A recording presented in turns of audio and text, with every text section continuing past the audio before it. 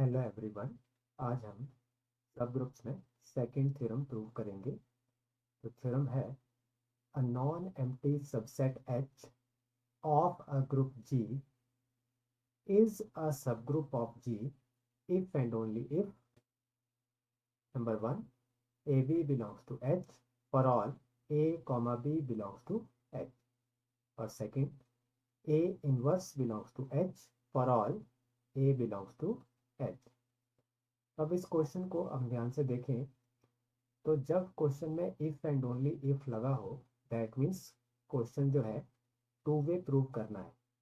तो first part में हमने मान लिया कि जो इफ एंड ओनली इफ से पहले वाली स्टेटमेंट है वो हमें गिवन है और हमें उसके बाद वाली स्टेटमेंट जो है वो प्रूव करनी है।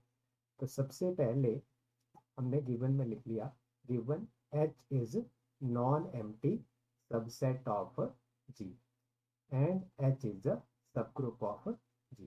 तो ये जो सारी स्टेटमेंट थी, ये स्टेटमेंट क्या है, हमें इफ एंड ओनली इफ से पहले गिवन है। तो ये हमने गिवन मान लिया। अब प्रूव क्या करना है, प्रूव करना है इफ एंड ओनली इफ के बाद वाली स्टेटमेंट्स। टू प्रूफ में आ जाएगा A B belongs to H for all A comma B belongs to H, and second में आ जाएगा A inverse belongs to H for all A belongs to H. तो जब आपको पता है आपने क्या प्रूव करना है तो उसी से आपको पता चल जाएगा कि आपने क्या क्या लेट करना है। तो फर्स्ट प्रूफ के लिए आपको ए और बी लेट करने हैं फ्रॉम सेट एच। तो इससे पहले हम लिख लेते हैं कि क्या हमें गिवन था। तो हमें गिवन था एच इज अ सब ग्रुप ऑफ जी। तो लास्ट लेक्चर में हमने सब ग्रुप की डेफिनेशन पढ़ी थी। तो डेफिनेशन सिंपल सी कंसेप्ट था कि कोई भी non empty subset of a group G subgroup होगा अगर वो खुद क्या हो, एक ग्रुप हो। तो क्योंकि हमें इस क्वेश्चन में एच एक सब ग्रुप गिवन है ग्रुप जी का, तो एच खुद क्या होगा, एक ग्रुप होगा। That means H is itself a group. तो अगर एच खुद एक ग्रुप है तो ग्रुप में आप राइट साइड में देख सकते हैं जी एक ग्रुप हो तो उसमें चार प्रॉपर्टीज प्रूव्ड रहती हैं। तो यहाँ पे एच कोई एक ग्रुप बन गया है। अब तो अगर ये ग्रुप है तो इसमें भी ये चारों प्रॉपर्टीज क्या होंगी, प्रूव्ड रहेंगी।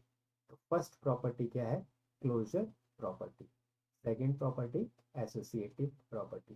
Third existence of identity and fourth existence of inverse.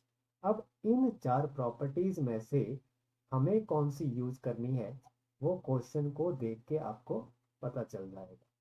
तो फर्स्ट स्टेटमेंट जैसे ही आप देखेंगे, फर्स्ट स्टेटमेंट जो हमें प्रूव करनी है इसमें क्या है, A B belongs to H. A multiply हो रहा है बी के साथ, तो दो टर्म्स को आपस में ऑपरेट किया गया है और रिजल्ट वापस सेट में भेजना है जिस सेट से आपने एलिमेंट्स लेट करने हैं ए एंड बी। तो ये कौन सी प्रॉपर्टी होती है, क्लोजर प्रॉपर्टी होती है।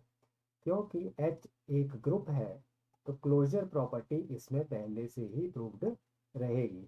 तो हम डायरेक्टली लिख सकते हैं by closure property for all A comma B belongs to H we have A B belongs to H. तो इस तरह से फर्स्ट स्टेटमेंट जो है वो डायरेक्टली बाय प्रॉपर्टी प्रूव हो गई है। इसी तरह से सेकंड स्टेटमेंट जो हमें प्रूव करनी है उसमें आप देखेंगे A inverse belongs to H prove करना है। तो कौन सी प्रॉपर्टी है जिसमें इनवर्स आता है, एग्जिस्टेंस ऑफ इनवर्स प्रॉपर्टी होती है।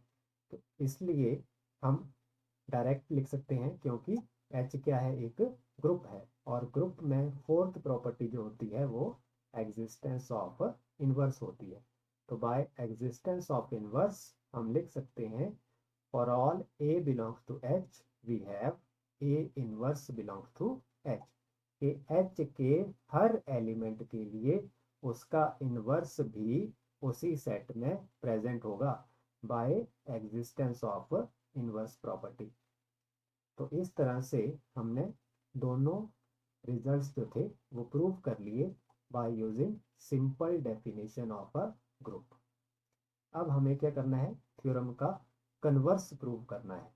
तो कन्वर्स में क्या होगा, जो पहले प्रूव किया वो अब क्या होगा, हमें गिवन होगा।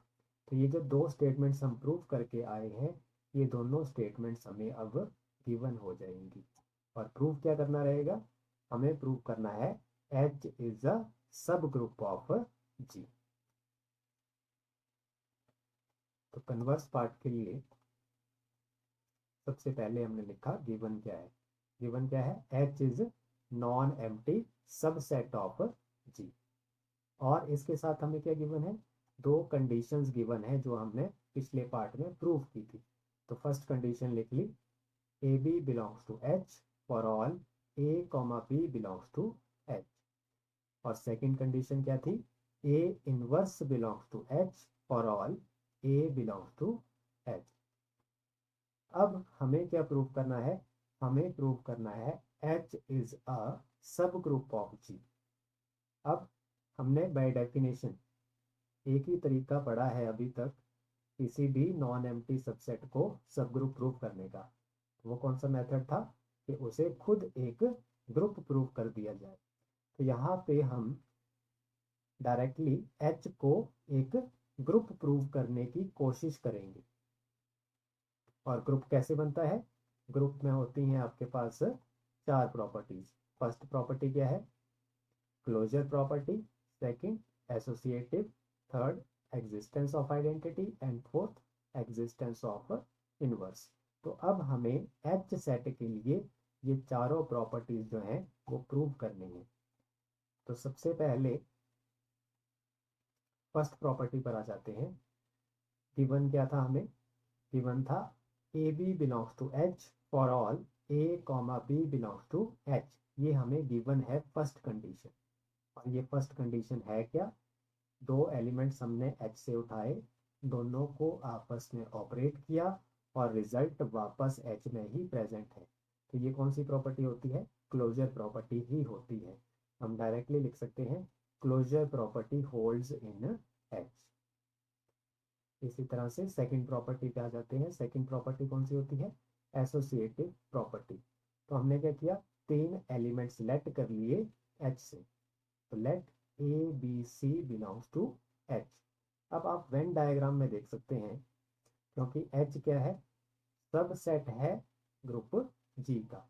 तो यहाँ पे मैंने प्रॉपर सबसेट माना है, क्योंकि अगर मैं H is equal to G का केस मान के चलता तो G क्या था, ग्रुप था।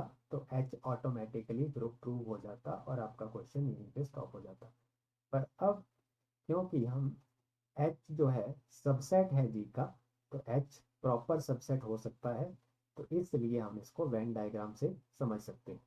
तो ये बड़ा सेट जो आप देख रहे हैं ब्लू कलर में, ये क्या है, ग्रुप G है। और इसके अंदर जो सेट है ब्राउन कलर में, ये क्या है, H है। और इस H सेट से हमने तीन एलिमेंट लेट किए, A B एंड C। अब वेन डायग्राम से ये क्लियरली पता चल रहा है कि ये जो तीन एलिमेंट्स हमने लेट किए हैं ए बी सी एच से, ये G सेट में ऑलरेडी प्रेजेंट हैं। क्योंकि G सेट क्या है, बड़ा सेट है और इसके अंदर H जो है वो कंटेन्ड है। H क्या है, सबसेट है G का। तो हम डायरेक्टली लिख सकते हैं this implies A B C belongs to G। अब ए बी सी G के एलिमेंट्स हो गए। अब G क्या है, G खुद एक ग्रुप है और ग्रुप में by default associative property hold करती है। तो इस तरह से हम लिख सकते हैं A B multiply C is equal to A multiply B C. तो इस तरह से H में भी एसोसिएटिविटी होल्ड करेगी। थर्ड प्रॉपर्टी कौन सी है, एग्जिस्टेंस ऑफ आइडेंटिटी एलिमेंट। तो इसके लिए हम क्या करेंगे, हमें सेकंड प्रॉपर्टी जो गिवन थी क्वेश्चन में, वो कौन सी थी, A inverse belongs to H और all A belongs to H।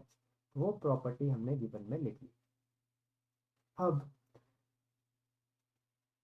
First property कौन सी प्रूव करी हमने, हमने प्रूव की क्लोजर प्रॉपर्टी। क्लोजर प्रॉपर्टी में क्या होता है, कोई भी दो एलिमेंट सेट के उठाएं उन दोनों को आपस में ऑपरेट करें तो जो रिजल्ट होता है वो वापस उसी सेट में प्रेजेंट होना चाहिए।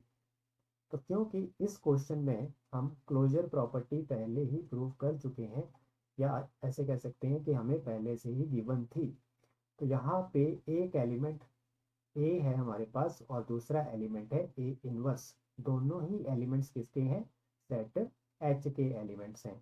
अगर मैं इन दोनों एलिमेंट्स को आपस में ऑपरेट करूं तो बाय क्लोजर प्रॉपर्टी क्या होना चाहिए हमारे पास? जो रिजल्ट है वापस एच में प्रेजेंट होना चाहिए। तो ए इनवर्स जब हमने आपस में ऑपरेट किया तो रिजल्ट वापस किस में है? एच सेट में प्रेजेंट है। तो A inverse belongs to H हमारे पास आ जाता है बाय क्लोजर प्रॉपर्टी। अब किसी भी एलिमेंट को उसके इनवर्स के साथ ऑपरेट करें तो रिजल्ट क्या होता है? आइडेंटिटी एलिमेंट बनता है। This implies E belongs to H, where E is a identity element in H। तो इस तरह से हमने प्रूव किया कि आइडेंटिटी एलिमेंट जो है वो H में एग्जिस्ट करता है। नेक्स्ट प्रॉपर्टी कौन सी होती है हमारे पास? Existence of inverse element. तो हमें इनवर्स प्रॉपर्टी प्रूव करने की ज़रूरत नहीं है, क्योंकि क्वेश्चन में सेकंड कंडीशन जो थी वो एग्जिस्टेंस ऑफ इनवर्स ही थी। तो हम डायरेक्टली लिख सकते हैं for all A belongs to H there exist A inverse belongs to H by given condition number 2। तो इस तरह से हम लिख सकते हैं inverse of each element exist in H. तो हमने क्या किया? हमने एच सेट के लिए ग्रुप की चारों प्रॉपर्टीज को प्रूव कर लिया। तो इस तरह से एच क्या बन जाएगा? एक ग्रुप बन जाएगा इटसेल्फ। अब एच एक ग्रुप है और साथ में नॉन एम्प्टी भी है और सबसेट है ग्रुप जी का। तो ये सब कंडीशंस मिलके एच को क्या बना देंगी? एक सब ग्रुप बना देंगी ग्रुप जी का। तो यही हम प्रूव करना चाह रहे थे कि एच क्या है? सब ग्रुप है ग्रुप जी।